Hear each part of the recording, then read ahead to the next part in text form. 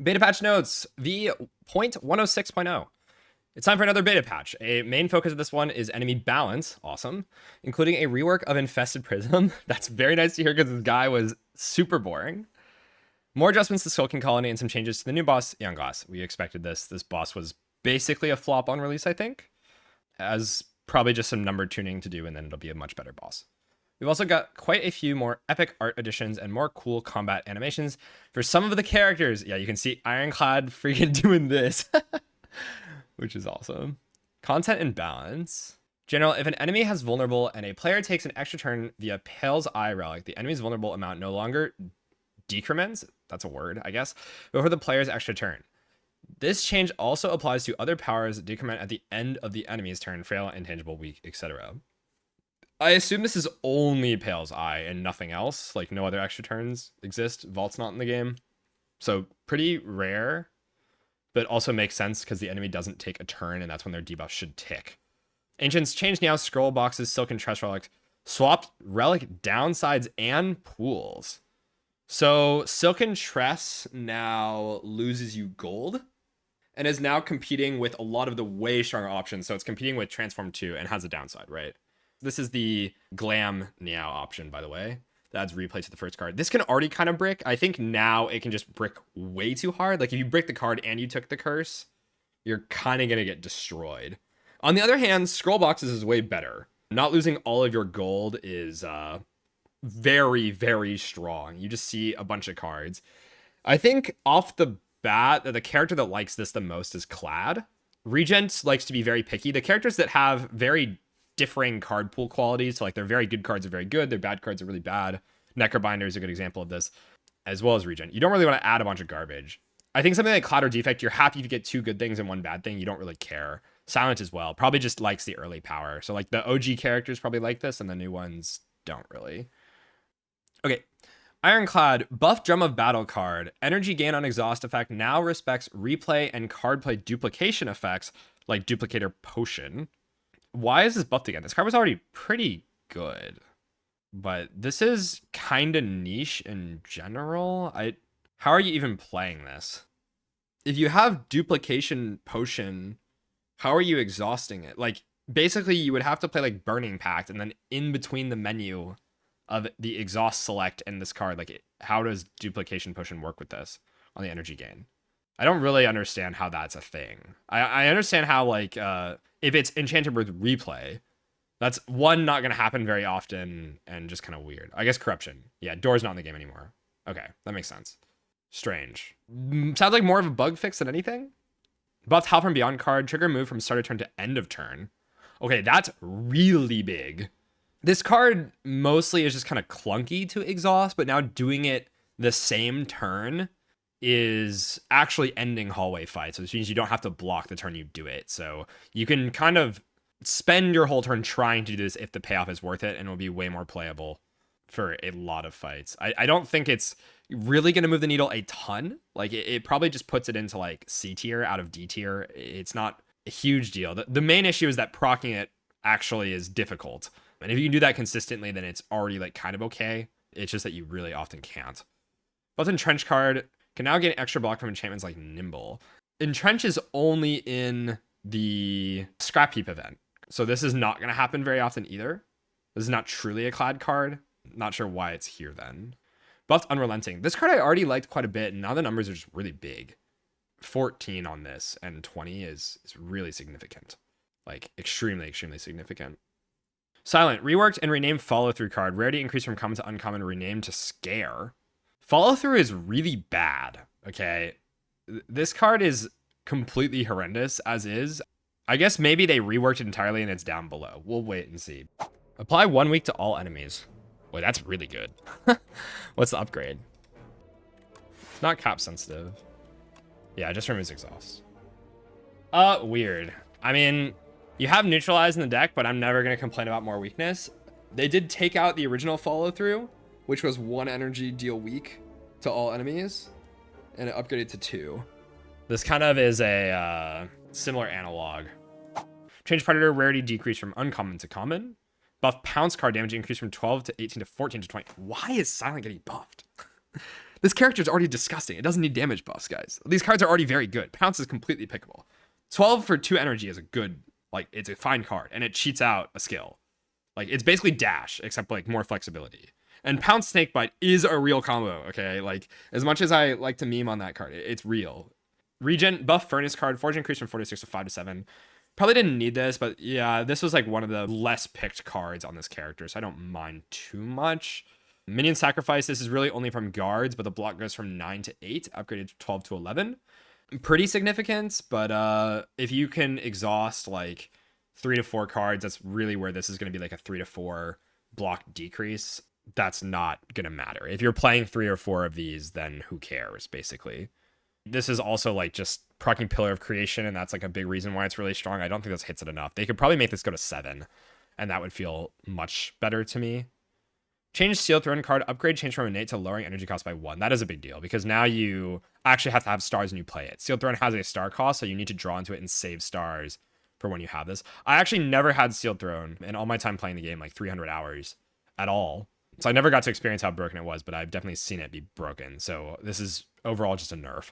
Upgraded, lowering the cost doesn't matter. It's the star cost that is important. And when you have a deck that has Sealed Throne, you really want to just pick a bunch of star cards. Now, if you draw in the wrong order and you draw your star cards first, and then you draw Sealed Throne at the bottom, you don't have enough star cards to support the deck. So overall, huge nerf to Sealed Throne just because of the kind of decks it can support. It's a pretty big hit. They didn't include a change to Astral Pulse, so it's now deals 6 damage twice AoE. I guess they missed it. That is a very significant nerf to Astral Pulse that sometimes gets way cooler with some relics, like lighter. Also works better with like something like Patter.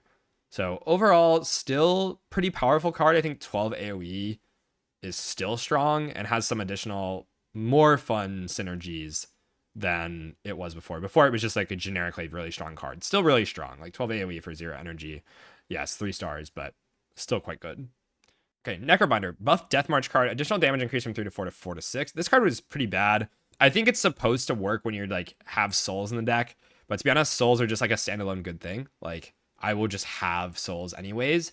Having Death March be buffed just makes it more pickable. You don't ever change the context around when you're really picking souls. Like I'm still picking Dirge, I'm still picking Capture Spirit. This is not going to make me pick more souls to pick a Death March. It's just sometimes if I really have no damage, then Death March is like good. It's just a straight buff. Nerf Debilitate, debuff, decrease from 3 to 4 turns to 2 to 3 turns. I said this should have happened on release patch. This card has been ridiculous. They nerfed it in a different way by like decreasing damage. That was never why it's strong. The main thing about Debilitate is that at this point, it's not that problematic. Mostly because Defy is the main way you get weakness on this character. And that's the bigger thing. If you don't have Defy in the deck, you just don't have weakness really. There's like Putrefy, but you really lack access from the Defy nerf to having consistent weak chain. And so this card just probably doesn't get picked very often. It already was not getting picked very much because Defy is less consistent. So probably didn't need to be hit. But yeah, I think just the context surrounding the card. The second Necrobinder gets one more weak card, this card is ridiculous again. It doesn't matter if it's 2 to 3 turns. It's still disgusting. It just blocks way too much. It's basically just a second stack of weakness that stacks on top of the one you already have. And weakness normally only blocks 25. This now makes it block 50, whatever. It's kind of crazy. Okay, Defect. Change fusion card, energy cost decrease from 2 to 1 to 1. Now exhaust and loses upgrade on exhaust. This is actually really insane. Way more pickable card because fusion plus is actually just pretty good, especially like in a game that has no energy. This card is just really, really cracked. Before you kind of want to do like meteor strike stuff with plasma where you just sort of do an infinite loop. And Defect actually can do that with like compact and exhausting down.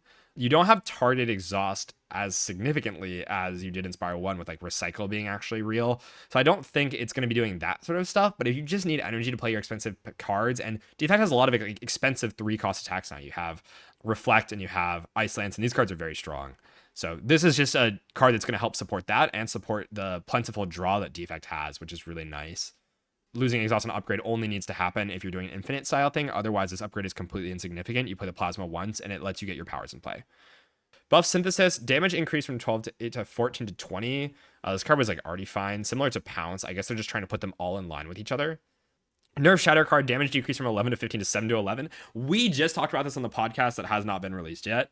You can nerf the damage like this. It does not matter. This could read 0 damage, dual cast all your orbs. It'd be disgusting. It's still disgusting. Okay, this card, like, It doesn't matter that it gets hit with the AoE damage here. The power comes from dual casting all your orbs. It gets it harder to like pick on floor 1 or something, but it's still so strong that you just slam it. It does not matter. This card is disgusting. Very, very broken.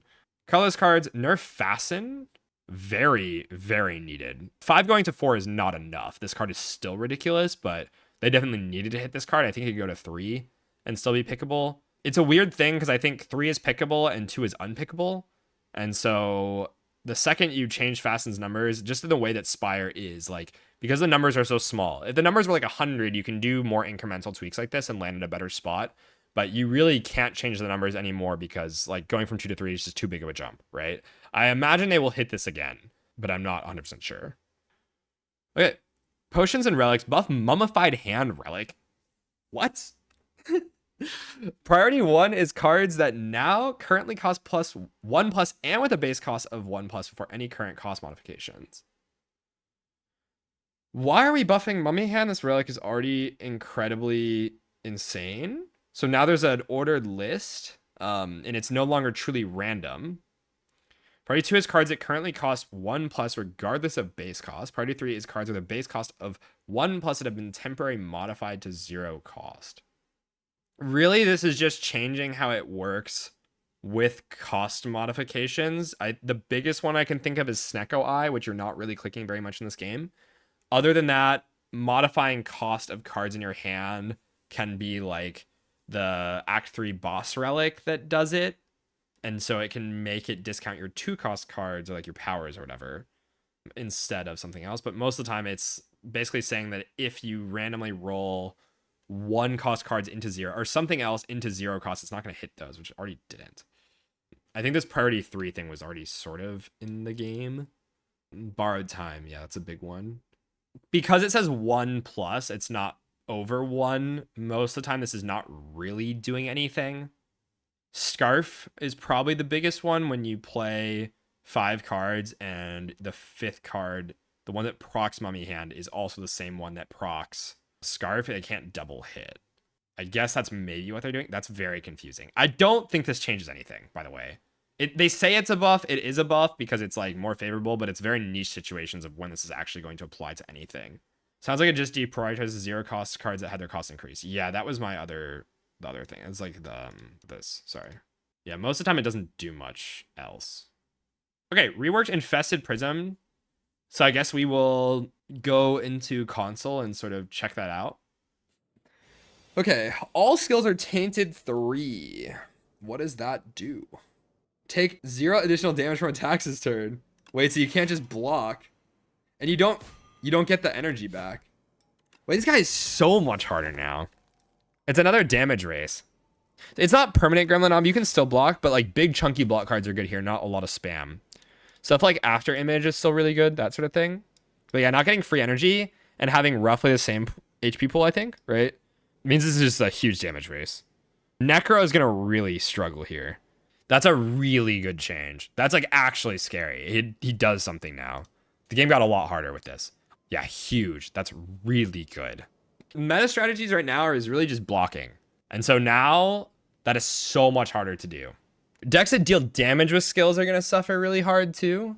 I wonder what the damage number is, because if he multi-hits you and you take multiple... Okay, does he never multi-hit you? That would be kind of demonic. If he hit you like 6x3 and then you... Oh my god, bro. Watch this.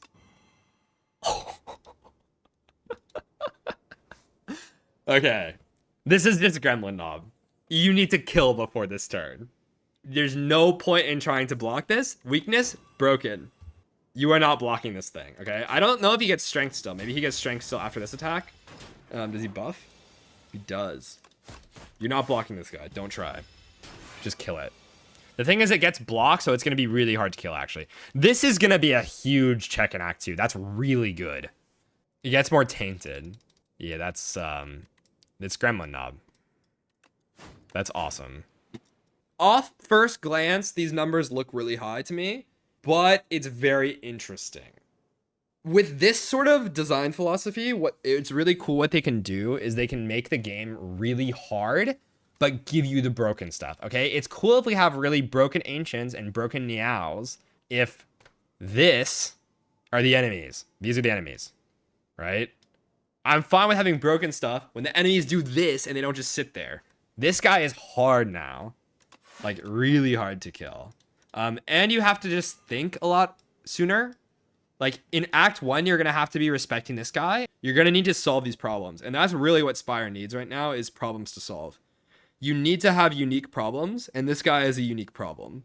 Like, this design is awesome. You might get your head slapped around by this guy, but that's a very good thing for the game to have this in it. So yeah, I would imagine that this is a pretty big win rate killer. You need actual stuff to deal with these. You're gonna have to be face tanking quite a bit or killing really fast. You cannot just do the Fumes plans thing. It's too slow. You're just not blocking anything. What I think I will be doing when it's only this guy that's buffed, this is the problem. You can dodge elites, okay? If your deck is bad at this, you can still walk into Act 3 and still have Fumes plans be good. But at least I need to respect it, and sometimes I get forced into this guy, and then I have to play around it. Yeah, you need big chunky block, and most of the time that's not enough. But maybe with like leg sweeps and stuff. I imagine people are going to be very upset about this, but I will guarantee you that all the top players are going to like this. There might be a few people that don't, but I imagine that most people do. Because really what everyone was asking for is just enemies that kill you and that make you do different things. And I'm, yeah, pretty excited to get owned by these guys. I want to die from full. If the enemies do this and can kill me from full, that's hype. That's so sick. I do think all the enemies need to be this level, you know? I need to respect all the enemies to this degree, and they need to be different things. And really, what could fix it, okay? Like, one of the things that could fix this very easily is you have, like, a demon, like, one demon in each act. You got a couple. Like, the worms are a different question than this guy. But if you had alt acts, I can't just play around it because I don't know which act I'm going to get. Okay? And so I can't solve the problem before it appears. I have to, like, kind of play around too. And if one act is asking a completely different thing than the other act, that's awesome because now I have to, like, I have to, like, think about both. And it's like, well, which one am I worse at? How much time do I have to solve this problem? So you don't need to, like, make every single enemy in every act, like, a complete demon. But this guy being a demon and the Aeonglass being a demon is probably really good for the game. Deck building will change a lot. Just this guy existing will change your decks a lot. It'd be better if this kind of thing was Act 1. But I think Act 1 is already kind of, like, in a nice spot. Yeah, I can't just ignore everything and just build the same deck every run. That's pretty cool. That's what they need all the enemies to be. It's like, it's answerable, but it's like a significant problem, you know? Like, a game with no adversity is boring, okay? And maybe people were looking at my crash out yesterday about the game, like, being kind of lame. And that was my main problem. They fixed a lot with these changes. This is going to be really good for the game, I think. Change Aeonglass, adjusted moveset. Also going to go check and see what that does. Reworked Wither status and Withering Presence power. I hope that the change to this is that it hits through block. That's what it needs to do. Right now, this boss is not. I've never thought in this boss. I just play my cards. And I'm assuming that that is probably what they did. But we will see what their moveset is. Hopefully it doesn't take a turn off. That would be the two changes I want to see, is that it hits through block and that it doesn't take a turn off. Every 6 cards you play. Okay, so they increase the number. So let's get a Wither and then see what that does. Take 3 damage. So they just increase the number. It doesn't go through block. The nice thing is it doesn't retain. Before, when it retained, it doesn't actually clog your deck. You can't play it. But yeah, that's already a big change. Way stronger now, yeah. Yeah, you have to kind of damage race. Oh, okay. Compact and stuff is still quite good against this guy. But you do actually need a real plan. He upgrades them. Okay, that's horrifying. That is way better. This fight is a huge damage race now. Your debuffs don't always land because that has artifact. So it's actually pretty hard to damage race it. You can't vuln. And also, if you have a big deck, you're not going to redraw into this stuff. So it's not that big of a deal. You just don't want to do small deck stuff unless you can exhaust these with, like, say, a compact or something.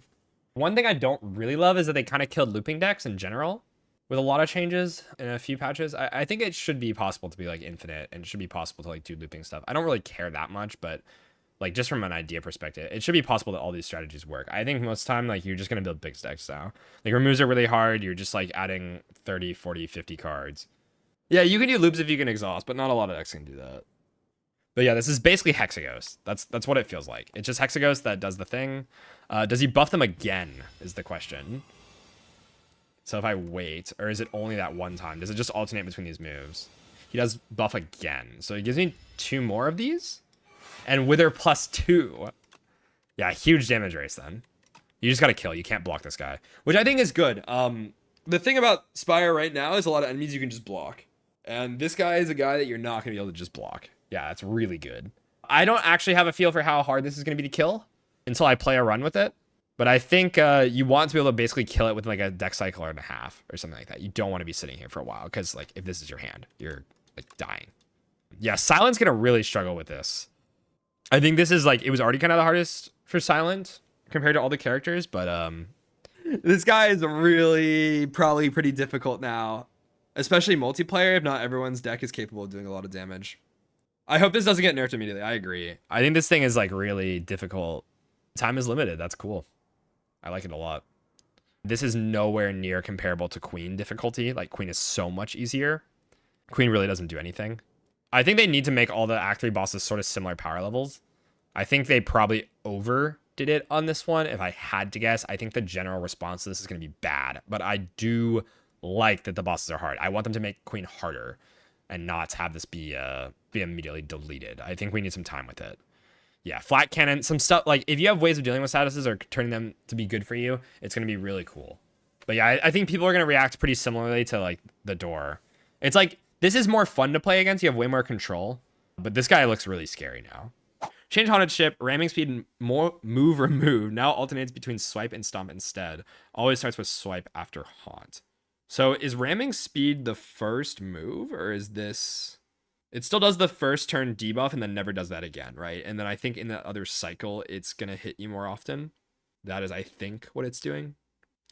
This fight already wasn't lasting very long. I think the biggest thing about this fight is that it only has 67 health. When the HP is that low, even if it's buffed to 70 or whatever, I can't remember if they changed that, but the fight is still not lasting long enough. The second you make this fight go to 80 is where you feel this. Once you're in the fight for an extra turn on average, that's when you're going to actually feel like this does anything. Right now, it doesn't. Change punch construct. Fast move now leads into strong punch instead of strong punch leading into fast punch. Ready move now leads into fast punch. Now applies frail instead of weak. Frail instead of weak is big. The biggest thing about this is there's an event instead of Act 1 that puts you up against 2 of them. And now I think they hit less early and they also don't stop you from killing them. So you can stabilize the fight and just do damage and rush them down, because their HP actually isn't that significant. They have like 60 health or something around there. So if you can rush them down instead of having to block them, I think that's a lot easier. And they're not hitting you right away. So I think overall this fight is easier. That is my first intuition. Just the way you want to play it is kill them by turn 3 instead of letting them kind of hit you for 16 and having to block because you're weak and you can't kill. Change Skulking Colony. HP increase from 70 to 75 to 75 to 80. Hardened Shell power increase from 15 to 20. That's amazing. 2 breakpoints just happened, okay?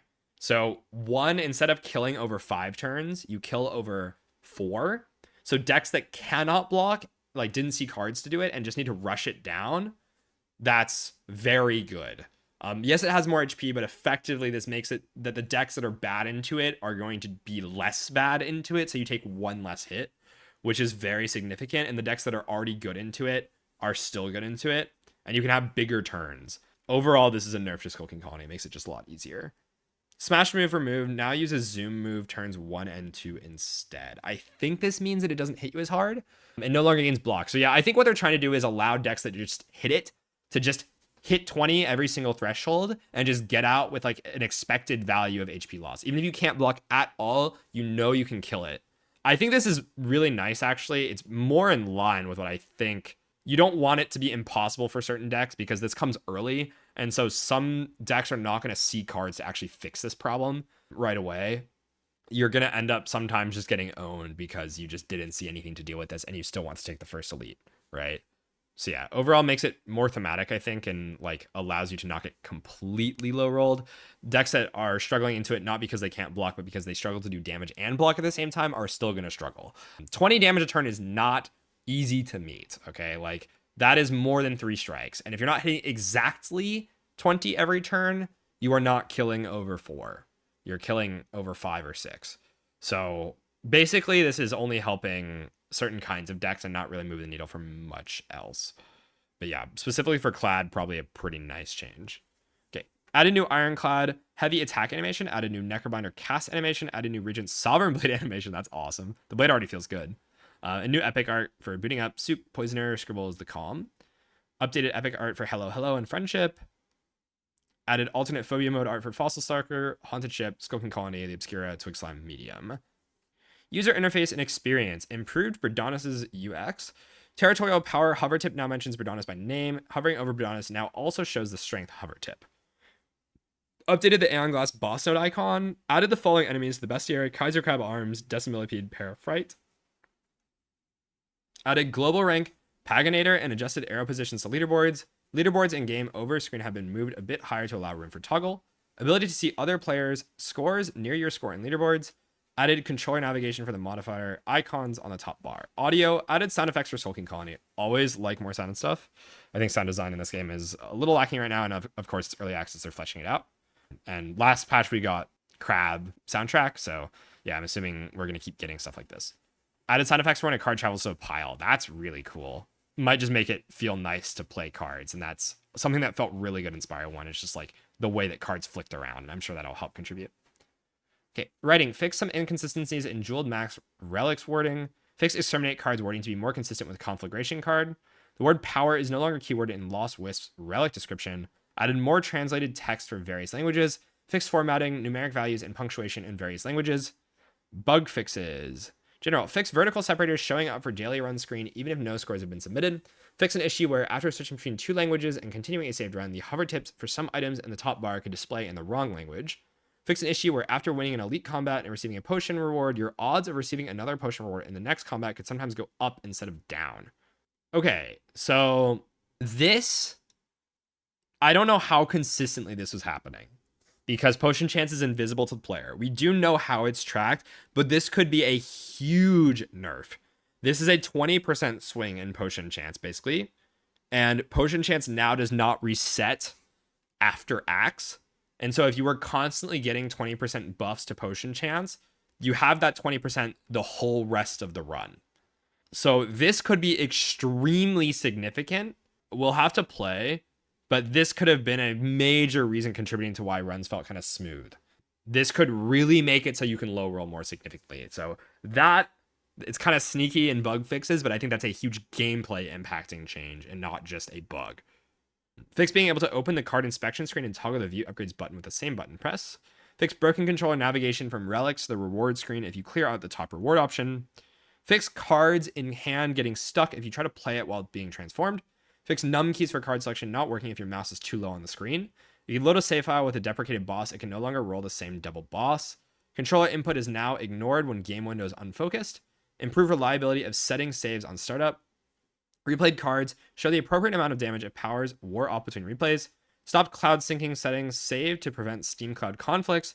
Taking a card removal reward as the last reward no longer keeps the background faded out. Okay, Ancients. Fix crash when selecting Ancient Relic options. Fix Niao's Kaleidoscope Relic using up all of Silver Crucible's relic charges. That's funny. That only happens if you click the thing that gives you two Niaos. Fix Niao's Soka Trust Relic in multiplayer, only affecting card rewards for the host. Wait. So does this mean that if someone's not the host, they just didn't have the relic? Or does this mean it's supposed to be like if you click Silken Trust, everyone gets it? Unclear. We will test. Necrobinder Funerary Mask Relic now shuffles souls into draw pile before your hand is drawn. Okay, this is really big actually. This means you can draw them on turn 1, which is a huge buff. This relic is already very strong. I mean, now it's just a lot stronger. Silent, you can no longer play cards before Tools of the Trade triggers. Defect, fix spacing issues in the Consuming Shadow power hover tip. Scrape no longer discards cards cost 0 energy but have a star cost. That's fun. That's really fun actually for Regent. Obviously not happening a ton because it's cross-class synergy, but it does happen more in this game than in Spire 1. And in more runs where you're actually like not just playing for fun. Colorless Cards. Fix a soft lock when playing Anointed card when your draw pile contains more cards that can fit in your hand. Fix being able to highlight creatures while the Purity card selection screen is open. Potions and Relics. Fix broken controller nav from relics to card rewards after you reroll via the Driftwood relic. Fix completing Ori's card reward selection in shop. Also buy and clicking on an item in the shop on controller. Enemies. Fixed Aeonglass first move intent showing a buff instead of a debuff. Fixed Aeonglass background music. Cool. Fixed Ceremonial Beast background music transition not lining up with when it gets stunned. Fixed Living Fog missing its smoke. I've noticed this a lot. This was happening basically all the time. Fixed Kaiser Crab's rocket, claws, charge up sound effects looping forever. Fixed test subjects starting phase 2 with extra strength if it's killed by sleight of flesh via enfeebling touch. This is essentially them trying to patch out like whale reset, right? But this worked like the bad way. So kind of just a necro buff, which this could happen very frequently actually. This is like enfeebling touch is a card you want to keep, and sleight of flesh is a card that often ends up in your deck. These are two very good cards. So this probably was happening quite a bit. Fixed Thieving Hopper Softlock if you have no cards for him to steal. I don't know how that would happen, but awesome. Fixed Visual Effects glitch when snapping Jackfruit dies to reflect power. Fixed Waterfall Giant not respawning in the bestiary when you kill him. Inklet and Phantom's Slippery Power no longer loses stack when full blocking all damage from a hit. What does this mean exactly? As in your thing does 0 damage? Or what? Quite strange. 1 damage should. 1 damage should get rid of it. But what does 1 damage in this game? Weird. I think it maybe doesn't count 0. I don't know. Strange. Not sure what this is referring to. Okay, Skulking Colony's per turn damage cap now probably resets at the start of both the player's turn and the enemy's. Fixing an yeah, okay. This was a thing that was weird because it's inconsistent, but they say fixing an issue where poison damage counted towards the damage cap on the player's next turn. The way that poison should work, though, is that it goes at the beginning of the enemy's turn, and this is how it was in Spire 1. I think before how it was working is that you end your turn and it counts for your turn and not the enemy's, and now it should count at the beginning of their turn, but unclear on the wording of this because I think it was working the way that they just said they want it to work now, but I'll check. Fix Softlock after defeating Infested Prism. Zapbot's high voltage power hover tip now properly mentions that it gains strength at the end of its turn instead of the start. Added missing move names to the bestiary. Summon monsters are now revealed in the bestiary. You have to defeat them once to reveal them. Hid Lagavulin Matriarch's ZZZ particle when it's no longer sleeping in the bestiary. Waterfall Giant Steam spouts no longer misbehave after death in bestiary. Fix a few issues with test subject in the bestiary. Events. Fixed Crystal Sphere event potion reward giving potions of wrong rarity. You no longer get rewards from the Battle-Worn Dummy event after saving and quitting. Weird. Multiplayer. Potions are now canceled if they're targeted on a creature that was killed by another player. Corrected test subject HP scaling in multiplayer. Fixed state divergences related to event combats. Fixed state divergences that would occur after Crystal Sphere event. Fixed possible state divergence when event options resolutions took a long time. Relics with turn number specific triggers like Candelabra no longer skip the trigger when another player takes an extra turn with Pale's Eye Relic on the triggering turn. There's been a lot of bugs with Pale's Eye and like Vault and things like that as well, so probably good. Exiting the Merchant Room no longer skips history recording for the remaining players. Ori Relic card reward no longer reports the wrong cards to other players. Okay, that's the whole patch. Overall, I think hard to say without checking what the actual changes of the enemies were. I think Silken Tress is pretty much dead and Scrollboxes gets a lot more pickable. That's like the biggest change here. There's a lot of random buffs to cards that I don't think they needed to be doing. They sort of just like buffed random stuff. Sealed Throne is a big nerf, but overall, I don't think that really changes much. It's already very rare. Again, I've never seen this. It's still pretty good. You just have to build decks differently. Like as long as you know how it works and you're not playing around just having a million star payoffs in your deck.